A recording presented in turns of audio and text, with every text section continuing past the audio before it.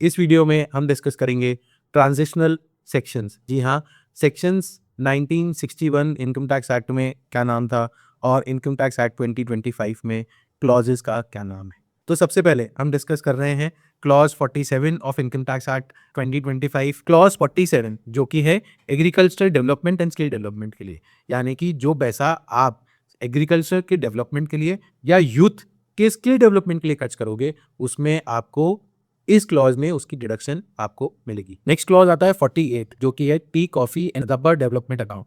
जी हाँ, अगर आप टी कॉफी या रबर की एग्रीकल्चर फार्मिंग में इन्वॉल्व हो तो गवर्नमेंट चाहती है आप उसमें से कुछ पैसा निकाल कर tea coffee rubber development board को जमा करा दीजिए। तो जो भी पैसा आप जमा कराएंगे उस पैसे से वापस वह बोर्ड नए फार्मर्स को एनकरेज करेगा T coffee and rubber plantation करने के लिए, ये एग्रीकल्चरल एक्टिविटी करने के लिए। इसमें डिडक्शन क्या मिलती है? जितना पैसा आप जमा कराओगे या 40% of your profits. Clause 49 site restoration fund, यानी कि अगर आप ऑयल के एक्सट्रैक्शन में, ड्रिलिंग में या ऐसा कहें कि जमीन से तेल निकालने के काम में इन्वॉल्व हैं और आपने एक स्पेशल बैंक अकाउंट ओपन किया हुआ है साइट रेस्टोरेशन फंड के नाम से स्टेट बैंक ऑफ इंडिया में, तो आपने जितना पैसा उसमें जमा कराया है या 20% of your profit after brought forward losses and depreciation, इन दोनों में से जो भी कम होगा वह की डिडक्शन आपको क्लॉज 49 में मिल जाएगी। यह है site restoration fund. Clause 50 special provision for trade association. जी हाँ, अगर आप कोई ट्रेड एसोसिएशन है, कोई प्रोफेशनल एसोसिएशन है तो क्लॉज 50 आपसे पर्टेन करता है। तो क्लॉज 50 क्या कहता है? सब्सक्रिप्शन फॉर मेंबर्स अगर आप लेते हैं किसी भी प्रकार का और वेलफेयर फॉर मेंबर्स के लिए यूज करते हैं तो जो भी डेफिसिट होता है उससे आप अपनी एफडी की, रेंटल इनकम या किसी भी दूसरी इनकम से एसोसिएशन ऑफसेट कर सकती है। बट इसमें स्पेसिफिक कंडीशंस क्या है? कंडीशंस है कि आप एक ट्रेड, प्रोफेशनल या सिमिलर एसोसिएशन होनी चाहिए। हाँ, नॉन प्रॉफिट एसोसिएशन होनी चाहिए और इनकम मेंबर्स को किसी प्रकार की डिस्ट्रीब्यूट नहीं होनी चाहिए। शॉर्टफॉल रूल क्या है? अगर अमाउंट रिसीव फ्रॉम मेंबर्स जो कि सब्सक्रिप्शन का हो, फीस का हो, और वह अमाउंट जो रिसीव हुआ है वो एक्सपेंडिचर जो कि प्रोटेक्शन और एडवांसमेंट ऑफ द मेंबर्स के लिए खर्च हो, वह कम है, तो जो भी शॉर्टफॉल हो वह आपकी इंटरेस्ट इनकम, रेंटल इनकम से हो जाएगा। मैक्सिमम डिडक्शन क्या है? 50% टोटल इनकम की मैक्सिमम डिडक्शन, यानी कि एक तरीके से डीम्ड है कि भाई 100 में से 50 का खर्चा कर दो और 50 आपका प्रॉफिटेबिलिटी रह जाएगी। हाँ, ऑर्डर ऑफ सेट ऑफ क्या है? पुराने ब्रॉड फॉरवर्ड लॉस और अनअब्जॉर्ब डेप्रिसिएशन के सेट ऑफ करने से पहले जो भी डिडक्शन लेनी है वो 50% आप ले सकते हैं। अब फर्क क्या है? फर्क है कि सेक्शन 44A कहलाता था इनकम टैक्स एक्ट 1961 का और क्लॉज 50 जो है इनकम टैक्स एक्ट 2025 का। तो सबसे पहले जो फर्क है वह है refined definition of specified association. जी हाँ, 1961 एक्ट में the definition of specified association somewhat broad थी, जिससे लड़ाई झगड़े होते थे कि वेदर क्लब सोशल है, रिक्रिएशनल है या नहीं है, और वो सब इसका बेनिफिट ले लेते थे। क्लॉज 50 में इनकम टैक्स एक्ट में क्लियर आ गया है, explicitly excludes association that are covered under specific entries in Schedule 3 Public Charities NPO. It clarifies that the association must be dedicated to the advancement of common interest of profession or training. अगर आप मेरी slide देख रहे हो, clause 50 left hand side ए में मैंने लिखा हुआ है refined definition of specified association. यहाँ पे मैंने 1961 एक्ट और 25 में दोनों का फर्क लिखा है। और कैपिटल एक्सपेंडिचर में क्या फर्क आया है? जो नया है ना उसके अंदर है, अगर ट्रेड एसोसिएशन को बिल्डिंग बाय कर दी है तो वो कॉस्ट जो बिल्डिंग की है ना उसको सेट ऑफ में क्लेम नहीं कर सकती, ओनली रेवेन्यू एक्सपेंडिचर को ही क्लेम कर सकती है। और सबसे important, treatment of specific service remuneration.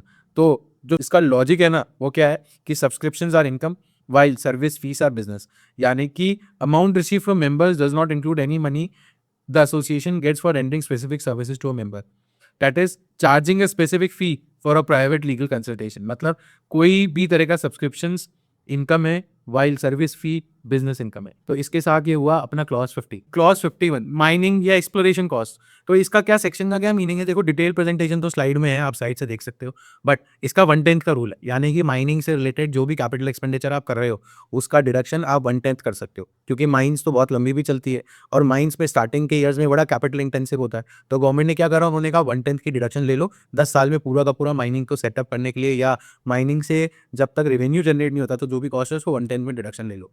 हाँ, अगर आपका first year, second year, third year जो भी साल है वो जितने भी साल में आप लोगोगे ले लो, बट रेवेन्यू स्टार्ट होने से 10वें साल में लेना है आपको। ऐसा नहीं कि आप 10 साल अनलिमिटेड अपनी इच्छा से चूज कर सकते हो। दूसरी चीज, अगर पहले साल की डिडक्शन या इनकम सूटेबल नहीं हो रही है पूरी इनकम में, वो डिडक्शन या इनकम कम है, डिडक्शन ज्यादा है ना, तो जो भी डिफरेंस है वो सेकेंड ईयर में आप क्लेम कर सकते हो, बट उसके लिए आपको पहले उस साल के हिस्से की डिडक्शन लेनी है। तो ये mining exploration cost clause 51 of income tax act 25 है। Clause 52 the master amortisation clause, यानी कि क्लॉज 52 कहता है कि कब उस पेमेंट की डिडक्शन लेनी है, या अगर पेमेंट एक साथ कर दिया है तो इनकम टैक्स एक्ट में उसकी डिडक्शन कैसे लेनी है। देखो, स्पेक्ट्रम को लेकर लड़ाई झगड़े चल रहे हैं, अभी भी चल रहे हैं, पहले भी चल रहे हैं। वोडाफोन के तो रोज ही लड़ाई झगड़े चलते हैं। बीएसएनएल के एम्प्लॉयज़ के, वीआरएस के लड़ाई झगड़े चल रहे हैं। तो गवर्नमेंट ने क्या किया, क्लॉज 52 में कह दिया कि भाई आप जो भी ऐसे एक्सपेंडिचर है उनके अमोर्टाइजेशन की डिडक्शन कैसे लोगे। तो इसमें 4 चीज़ें हैं। सबसे पहले amalgamation of demerger expenses, cost incurred exclusively for merging two companies और स्प्लिटिंग वन इनटू टू।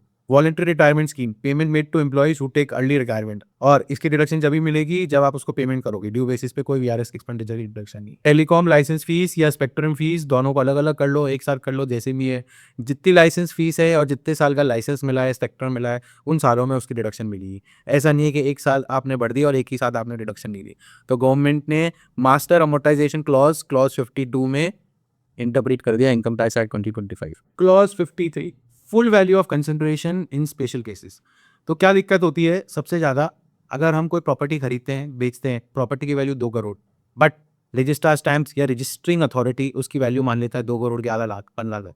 तो क्लॉज 53 क्या कहता है, क्लॉज 53 कहता है कि अगर ऐसा कोई भी प्रॉपर्टी है, कोई भी कैपिटल एसेट है, और उसकी वैल्यू जो आप जिस वैल्यू पे ट्रांजेक्शन कर रहे हो और जो उसकी रजिस्टरिंग अथॉरिटी है या स्टैम्प वैल्यू अथॉरिटी है या जो भी अथॉरिटी गवर्नमेंट उसकी क्या वैल्यू अडॉप्ट करता है, तो उन दोनों में अगर फर्क 10% तक का है तो क्लॉज 53 में आपकी वैल्यू को हम काउंट कर लेंगे। यानी कि अगर आपने प्रॉपर्टी 2 करोड़ में बेची और स्टैम्प ड्यूटी अथॉरिटी ने उस प्रॉपर्टी की वैल्यू 2 करोड़ 10 लाख मान ली, तो आपको तब भी 2 करोड़ पे टैक्स देना है, भले स्टैम्प ड्यूटी अथॉरिटी आप पे 2 करोड़ 10 लाख पे बाहर से टैक्स ले दे। बट अगर वैल्यू 2 करोड़ 11 लाख मान ली स्टैम्प ड्यूटी अथॉरिटी ने, तो आपके सेल कंसिडरेशन में 2 करोड़ की जगह 2 करोड़ 11 लाख काउंट होगा, क्योंकि sale value is more than 10% of the value given by the stamp duty authority. तो ये चीज अपने को देखना पड़ेगा। और एक लड़ाई झगड़ा होता है डेट पे। हाँ भाई, डेट पे क्या होता है, मैंने एग्रीमेंट तो आज कर लिया और मैंने प्रॉपर्टी 5 साल बाद रजिस्टर कराई, तो कौन सी डेट पे कैपिटल गेन होगा, आज की डेट पे होगा या तब की डेट पे होगा। तो इसमें 2-3 चीजें, सबसे पहले एसेट ट्रांसफर हो जाना चाहिए, नहीं हुआ छोड़ दो। एसेट का पोजेशन ट्रांसफर हो जाना चाहिए, नहीं हुआ छोड़ दो। या तीसरी चीज, जिस डेट पे पेमेंट आ गया वो डेट काउंट करेंगे, उसमें भी पेमेंट सारा का सारा चेक से आना चाहिए, कैश का नहीं आएगा। तो इन तीनों चीजों में से जो जल्दी हो उसके हिसाब से क्लॉज 53 में आप वैल्यू और साथ में डेट दोनों को कंसिडर कर सकते हैं। Clause 54 mineral oil exploration. तो डिटेल में इसमें कोई बहुत चेंजेस नहीं है, बट हाँ, गवर्नमेंट ने sale of mineral oil block के लिए कंसेप्ट इसमें इंट्रोड्यूस किया है, वो मैं आपको बता रहा हूँ। The change, one of the most complex parts of oil taxation is when companies sell its interest in an oil block to another company. पहले और नए में दिक्कत क्या होती थी, जब ऑयल ब्लॉक कोई कंपनी किसी दूसरी कंपनी को बेच देती थी तो उसका टैक्सेशन के अंदर लड़ाई झगड़े होते थे। तो उसके लिए कंपनी ने, या ऐसा कहें कि इस लड़ाई झगड़े को बचने के लिए इनकम टैक्स एक्ट 2025 में अमेंडमेंट है। तो ये अमेंडमेंट में क्या है कि it introduces a standardized mathematical formula to calculate the profit or loss on such a transfer. A, proceeds from sale या transfer. B, expenditure incurred in the business. C, expenditure that hasn't been allowed as deduction yet. And the rule, if your sale price, यानी कि जिस price पे आपने बेचा है higher है then the unallowed expenditure, then the difference is tax as a business profit. तो इस कंसेप्ट के बेसिस पे आप अगर मिनरल ऑयल का कोई ब्लॉक ए से बी को ट्रांसफर करते हैं तो उसको टैक्स देना पड़ेगा। क्लॉज 55, अगर आप इंश्योरेंस बिजनेस में हैं और आपको अपने प्रॉफिट्स डिटरमाइन करने हैं तो क्लॉज 55 इसके लिए। ये बहुत जनरलाइज टॉपिक नहीं है, इसलिए इस टॉपिक को मैं मिस करके आगे बढ़ रहा हूँ, क्योंकि आई डोंट थिंक कि मेरे व्यूअर्स में से कोई ऐसा जाना होगा जो इंश्योरेंस बिजनेस के प्रॉफिट्स के लिए ये वीडियो देख रहा है। अगर फिर भी कोई देख रहा है तो कमेंट जरूर करो। Clause 56, interest on provision for bad and doubtful debts. तो क्लॉज 56 कहता है इंटरेस्ट ऑन बैड और doubtful debts for specified financial institutions. The provision was covered under 43D of erstwhile income tax act. ये tax पे friendly clause है जो align करता है tax liability with actual cash flow for banks and lending institution. Normally banks accrual system of accounting follow करते हैं, यानी कि टैक्स जब देते हैं जब इंटरेस्ट ड्यू होता है। However, for bad and doubtful debts, the bank might never actually receive that. Clause 56 of income tax act 2025 कहता है कि अगर कोई प्रॉब्लमेटिक लोन है ना, तो उनका टैक्सेशन तभी होगा जब वह बैंक को रिसीव होंगे या जब उनका पैसा P&L में क्रेडिट होगा। दोनों में से जब भी जो भी चीज जल्दी होगी तभी उन बैड एंड डाउटफुल डेट्स के प्रोविजंस का टैक्सेशन किया जाएगा। या ऐसा कहें कि जब भी पैसा रिसीव होगा या वह bad and doubtful debts reverse होंगे तभी उसका इंटरेस्ट बैंक अपनी इनकम में काउंट करेगा।